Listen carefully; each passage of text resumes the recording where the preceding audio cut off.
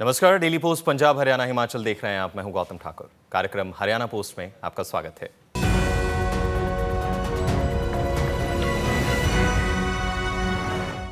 हरियाणा की मनोहर सरकार प्रदेश को विकास की ऊंचाइयों पर ले जाने के लिए, प्रदेश के हर शख्स तक सरकार द्वारा बनाई गई सुविधाओं को पहुंचाने के लिए, योजनाओं को पहुंचाने के लिए टेक्नोलॉजी के महत्व को समझती है। और उसी टेक्नोलॉजी के सहारे मनोहर सरकार पोर्टल्स बनाकर प्रदेश के हर शख्स तक तमाम योजनाएं पहुंचा रही है।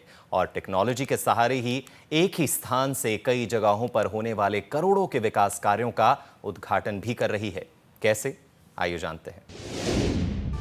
टेक्नोलॉजी के महत्व को समझती है मनोहर सरकार। पोर्टल सरकार होने पर सीएम मनोहर को मान। घर बैठे एक क्लिक पर हो रहे लोगों के काम। बदलते वक्त के साथ टेक्नोलॉजी में मजबूत होते समाज के साथ तालमेल बैठाकर प्रदेश को विकास की ऊंचाइयों पर ले जा रही है मनोहर सरकार। बात चाहे पोर्टल बना लोगों को उनके घर बैठे ही सुविधाएं देने की हो, या फिर एक ही जगह से कई स्थानों के विकासात्मक कार्यों का उद्घाटन करने की बात हो, मनोहर सरकार चल रही है टेक्नोलॉजी के साथ। एक बड़ा विकास को गति देने वाला उद्घाटन और शिलान्यास का ये कार्यक्रम यहां से संपन्न हो रहा है। पूरे प्रदेश के 347 ऐसे उद्घाटन और शिलान्यास के ये प्रोजेक्ट, जिनकी कुल लागत 2,741 करोड़ रुपया ये बनती है, इस कार्य को हमने संपन्न किया है। और ये बताना चाहूंगा कि इस प्रकार के बड़े सामूहिक कार्यक्रम पहले भी प्रदेश में पिछले 8 वर्ष में हम लोग 6 बार कर चुके हैं। उन 6 बार की टोटल जो लागत आई है प्रोजेक्ट्स की, लगभग 12,500 करोड़ रुपया थी। और आज अगर 2,700 करोड़ रुपया उसमें जोड़ते हैं तो ये कहीं 15,000 करोड़ रुपए से ऊपर के ऐसे प्रोजेक्ट जिनका शिलान्यास उद्घाटन हुआ है। मित्रों, कोविड के समय एक ऐसा माहौल बना था कि विकास के काम तो उस समय भी हो रहे थे, लेकिन शायद प्रत्यक्ष सबको एक स्थान पर बुलाकर उद्घाटन शिलान्यास के कार्यक्रम करना उस समय संभव नहीं था। तो ये सामूहिक ऑनलाइन कार्यक्रम करने शुरू किए थे। और आज मैं समझता हूं कि इसका अपना एक उपयोग है। अगर ये 347 स्थानों के अलग अलग स्थानों पर जाकर उद्घाटन शिलान्यास करते तो बहुत से लोगों का समय भी लगता, पैसा भी खर्च होता। तो आज के समय में जिसको कहना चाहिए एक ई गवर्नेंस का एक बड़ा उदाहरण ये अपने को मिलता है कि पूरे प्रदेश का सैकड़ों प्रोजेक्ट्स का उद्घाटन शिलान्यास या एक स्थान पर हमने किया है। हरियाणा के कई ऐसे क्षेत्र हैं जो वक्त के साथ पिछड़ते गए और सरकारें आई और गई, पर किसी ने भी उन क्षेत्रों की ओर ध्यान नहीं दिया। इन क्षेत्रों के हालात बद से बदतर होते गए, लेकिन वक्त बदला और मनोहर सरकार की साफ नियत और पिछड़े क्षेत्रों को, पिछड़े वर्गों के लिए तारणहार बनकर आई मनोहर सरकार। मनोहर सरकार ने अपने लगातार किए जाने वाले कामों से इन क्षेत्रों की काया ही पलट दी, जिनमें से एक क्षेत्र हरियाणा का नूं भी रहा। भाई बहनों, पूरे प्रदेश में हमने जो विकास की एक गति प्रदान की है। डबल इंजन की हमारी सरकार, केंद्र में नरेंद्र मोदी जी भरपूर विकास का काम सारे देश में कर रहे हैं। हमारे क्षेत्र को भी उन्होंने पीछे नहीं रखा है। जब समय था देश भर के पिछड़े जिलों को पहचान की गई, 110 जिले पहचान की गई, उसमें एक जिला हमारा नूं जिला भी पिछड़े जिलों में माना जाने लगा। लेकिन अब इतने विकास के काम हुए हैं, अब हम किसी भी कारण से इस जिले को पिछड़ा जिला नहीं कह सकते हैं। सड़कों का जाल बिछा है। दिल्ली मुंबई कॉरिडोर नूं जिले को बीचों बीच चीरते हुए, और कितने लंबे जो इसकी हमको लाभ हुआ है इस सड़क का। अब इसके आते ही इस इलाके में उद्योग, इस इलाके में जिनको इन्वेस्टमेंट करना है, निवेश करना है, वो यहाँ आने वाले हैं और यहाँ के नौजवानों को ये रोजगार भी मिलने वाला है। तो मैं तो यही कहूंगा कि पिछली सरकारों के समय जो कुछ होता था और आज जो होता है, इसका फर्क ये साफ है। भय, भ्रष्टाचार और जिस प्रकार से भाई भतीजावाद पिछली सरकारें करती थी, हमने उसमें से निजात पाई है, उसमें से बाहर निकले हैं। कैसे दबंग लोग और आम जो गरीब आदमी है उसको किस प्रकार से बाजू मरोड़ करके काम करवाता था और किस प्रकार से अधिकारों का हनन होता था। मैं विश्वास दिलाता हूं कि अब किसी गरीब आदमी के ऊपर किसी भी आदमी का अन्याय सहन नहीं होगा, सबको न्याय मिलेगा, सबको अपना अधिकार मिलेगा, आपके अधिकार सबके सुरक्षित रहेंगे। मेरे मित्रों, मैं आपको विश्वास दिलाता हूं। हरियाणा की मनोहर सरकार 6S के मंत्र पर काम करती है।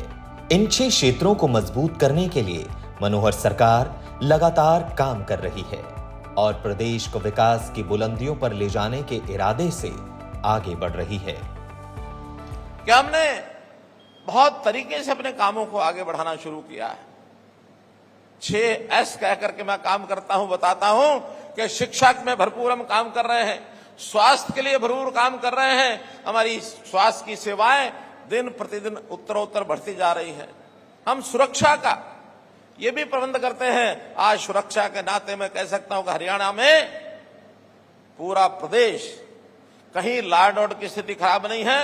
हर व्यक्ति अपने आप को सुरक्षित समझता है और उसका एक जो मोटा जीता जागता उदाहरण है, दुनिया के लोग, देश के लोग आज पैसे वाले जो निवेश करने के लिए आगे बढ़ते हैं तो वो लोग हरियाणा की तरफ देखते हैं। उनका सबसे ज्यादा पसंदीदा जो अगर स्थान, शहर या कोई प्रदेश बना है तो हरियाणा, और हरियाणा में भी खास करके ये जो अपना एरिया है, चाहे उसमें नूंह जिला है, गुरुग्राम जिला है, फरीदाबाद जिला है, झज्जर है, रेवाड़ी है, फिर हमारा चाहे सोनीपत है, पानीपत है, ये दिल्ली के आसपास 7-8 जिले, ये उनके पसंदीदा एक प्रकार से स्थान बने हैं। लेकिन हम चाहते हैं कि बाकी स्थानों पर भी जैसे इंफ्रास्ट्रक्चर बढ़ रहा है, चाहे वो सिरसा हो, कैथल हो, चाहे वो पलवल हो, चाहे पंचकुला हो, चाहे वो करनाल हो, पानीपत हो, चाहे वो कुरुक्षेत्र हो, अंबाला हो, इन सब स्थानों पर विकास के जो काम हो रहे हैं, अब हरियाणा में उद्योग के नाते भी खूब एक प्रकार से आगे बढ़ने का जो अवसर मिला है, उसका हमको सबको लाभ होगा। वैसे तो पिछले 8 साल में हरियाणा के अंदर हमने सरकारी नौकरियां कहने को भले 1 लाख दी होंगी, लेकिन कुल रोजगार के जो अवसर उत्पन्न हुए, हमारे नौजवानों को कुल 35 लाख रोजगार इन 8.5 साल में मिला है। ये जो जिस प्रकार का भ्रामक प्रचार एम्प्लॉयमेंट को लेकर के हमारे कांग्रेस के मित्र करते हैं, एक मैगजीन को इन्होंने थोड़ा इशारा कर रखा कि भाई इतने % दिखा दो, इतने दिखा दो, और हरियाणा में 35%, 40% यहां तक बेरोजगारी दिखाते हैं। जबकि वास्तविकता यह है कि 6 से 7% बेरोजगारी को हम मानते हैं, और किसी भी विकासशील प्रदेश में, विकसित प्रदेश में इतनी बेरोजगारी स्वाभाविक है। बहुत लोग नए आते हैं, बहुत लोगों को रोजगार मिलता है। अब नए आखिर आने वाले लोगों को रोजगार की तलाश रहती है।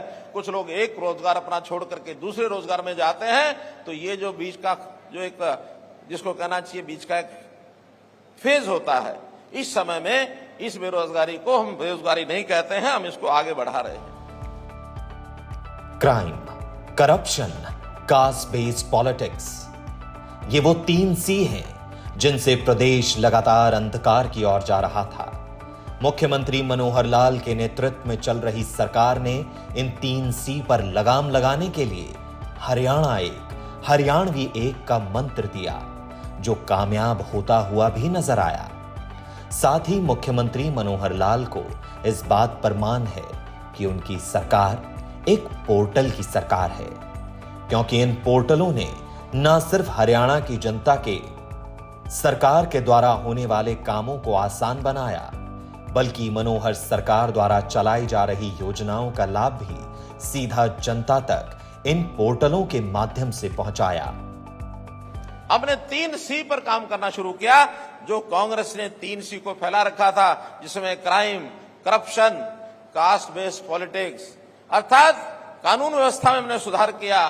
हमने भ्रष्टाचार के ऊपर नकेल कसी, और ये जातिवादी राजनीति करने वाले लोग जातियों में बांट करके हमको आगे बढ़ते थे, हमने हरियाणा एक, हरियाणवी एक कह करके उस जातिगत पॉलिटिक्स को भी समाप्त करने का काम किया है। हम विद्यार्थियों के खातों में सीधा स्कॉलरशिप का पैसा भेज नहीं सकते थे, ये इसी कारण से संभव हुआ है। 60 साल का बुजुर्ग होने के बाद ऑटोमेटिक पेंशन बन जाएगी, इसी कारण से संभव हुआ है। और 12.5 लाख हरियाणा के लोगों को नए राशन कार्ड एक क्लिक से बन जाएंगे, ये इसी कारण से संभव हुआ है। बहुत ऐसे काम इस ऐप्स और पोर्टल से सिद्ध हुए हैं, क्योंकि हमने हर परिवार की पहचान बनानी शुरू की है कि हर परिवार, उसका एक फैमिली आईडी होगा, उसकी पहचान उसके परिवार के सदस्य कितने हैं, उनकी आमदन कितनी है, कौन आदमी रोजगार कर रहे हैं, कौन बेरोजगार हैं, कितने बुजुर्ग हैं, कितने बच्चे पढ़ाई कर रहे हैं, ये सारी जानकारी हमको फैमिली आईडी से मिलती है। और इस फैमिली आईडी से जानकारी के माध्यम से हम योजनाएं बनाते हैं। योजनाएं बना के जो वो गरीब आदमी सरकारी खिड़की पर पहुंचकर योजना का लाभ नहीं उठा सकता, उसको घर बैठे उसकी योजना का लाभ मिलता है। मित्रों, ये जो पोर्टल की सरकार की बात कह रहे हैं, एक दिन ऐसा जरूर आएगा जब जनता अब समझ रही है, जनता इनको दुत्कार देगी कि ये पोर्टल की सरकार ने ही हमारे जीवन को सुखी कर दिया है। मुख्यमंत्री मनोहर लाल को प्रदेश के हर वर्ग, हर तबके के साथ साथ प्रदेश के बुजुर्गों की भी चिंता है। इसलिए प्रदेश के बुजुर्गों की वृद्धावस्था सम्मानजनक कटे, इसके लिए हरियाणा ऐसा प्रदेश है जो पूरे देश में सबसे ज्यादा वृद्धा पेंशन देता है। ऐसी ही कई योजनाएं मनोहर सरकार द्वारा चलाई जा रही हैं, जिससे हरियाणा के लोगों को सिर ऊंचा कर, सीना चौड़ा कर आगे बढ़ने का सम्मान मिल रहा है। हरियाणा एकमात्र प्रदेश ऐसा जो वृद्धावस्था पेंशन सबसे ज्यादा आज भी देता है, 2750 रुपए मासिक। और मैंने घोषणा की है बहुत जल्दी इसको हम 3000 रुपया करने वाले हैं। हमने जो है परिवार में जो आदमी अस्वस्थ हो जाए, इलाज की जरूरत पड़ जाए, प्रधानमंत्री जी ने आयुष्मान भारत की योजना चला करके 5 लाख रुपए का बीमा हर एक का ये सुनिश्चित किया कि उसको इलाज नहीं कराना, उसको इलाज करा करके खर्च नहीं करना पड़ेगा। केवल इतना ही नहीं, जो लोग इस श्रेणी में आने से रह गए थे उनकी संख्या भी हमने बढ़ाई, और जो 15.5 लाख हरियाणा के परिवार थे, हमने चिरायु हरियाणा योजना बना करके उसको 30 लाख तक पहुंचाया है। मित्रों, डबल किया है।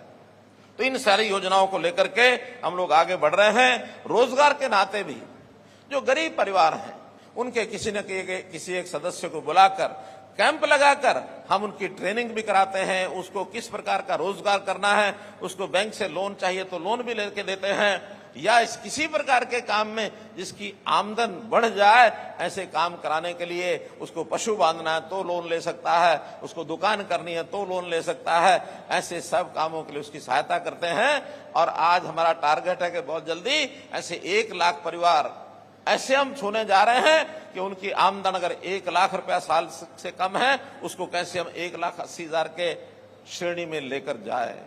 आदमी काम करके ऊपर उठे। ये जो मुफ्त लेने की आदत कुछ राजनीतिक नेताओं को लग गई है कि तुम ये मुफ्त ले लो, तुम ये मुफ्त ले लो। हमारा लक्ष्य होना चाहिए लोगों को रोजगार दें, अपना कमा करके खाएगा, अपने घर का परिवार का गुजारा करेगा, स्वाभिमानी बनेगा। सिर ऊंचा, माथा ऊंचा, सीना चौड़ा करके जीने में जो मजा है वो मांग करके मुफ्त का लेकर के जीने में मजा नहीं है। मनोहर सरकार का सपना एक कि हर घर हो खुशहाल, और इस कड़ी में साफ नियत और टेक्नोलॉजी का मजबूत बंधन बांधे आगे बढ़ रही है मनोहर सरकार। फिलहाल आज के हरियाणा पोस्ट में इतना ही। मुझे यानी गौतम ठाकुर को दीजिए इजाजत और देखते रहिए डेली पोस्ट पंजाब, हरियाणा, हिमाचल।